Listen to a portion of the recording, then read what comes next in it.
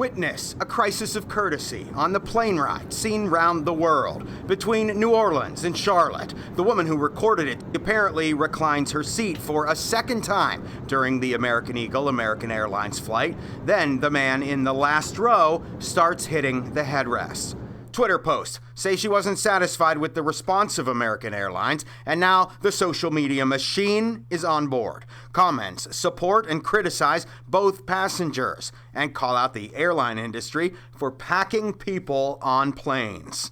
The CEO of Delta was asked about the incident during an interview Friday on CNBC. I think the proper thing to do is if you're gonna recline into somebody that you ask if it's okay. The Delta CEO added he does not recline. Nobody asked him about the last time he flew coach. I don't think it's something that, since I'm the CEO of the airline, I should be reclining my seat. I recline from time to time, and I'm courteous to ask the person behind me if it bothers them, but at the same time, I don't think I have any obligation to do so. One of the things that's going to disturb your flight is, oh, the seat is too tight. Ronnie Gibson is always on the move around the city. He goes with the golden rule, no matter the mode of transport. Comfortability is one factor that we try to look for, but you got to compromise if you're on an airplane. I mean, I'm so tiny and I travel a lot, so that's not something I think about. Some airlines already have seats that do not recline. Others charge more for seats that do. Some only recline half of what they used to. Seats and legroom have been getting smaller and tighter. The Federal Aviation Administration initially resisted congressional efforts recently to set minimum requirements for seats and the distance between rows. They are currently studying the impact of current standards.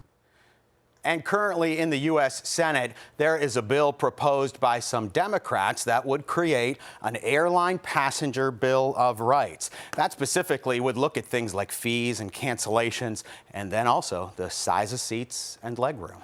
Well, let's talk about it. What are the regulations right now? Because it seems like they're getting smaller and smaller. And it's because they're allowed to. Okay. I looked through the regulations. It turns out the only thing that has to happen, the plane has to be able to be evacuated within 90 seconds. So you could see how this could even get smaller as long as they can do it in that window. It actually can't get smaller. You'd think, but they could find a way. That's why the Wow. Congress has to take this up. Well, and that's why that's happening. Is anyone surprised that people are losing their minds in the air when you're all stuffed in this tin can with recycled air and you got like this much room for your knees? And the price that we're paying for that, not to mention the snacks and the peanuts. But yeah, it becomes a frustrating experience. I guess the golden rule applies, and we do kind of have to exist there together. We're seeing them kind of get rid of reclining. Just better hope the person behind you doesn't say, no, you cannot. Yeah. I decline your request to recline. We'll be talking about that next time. All right. Thank you, Greg.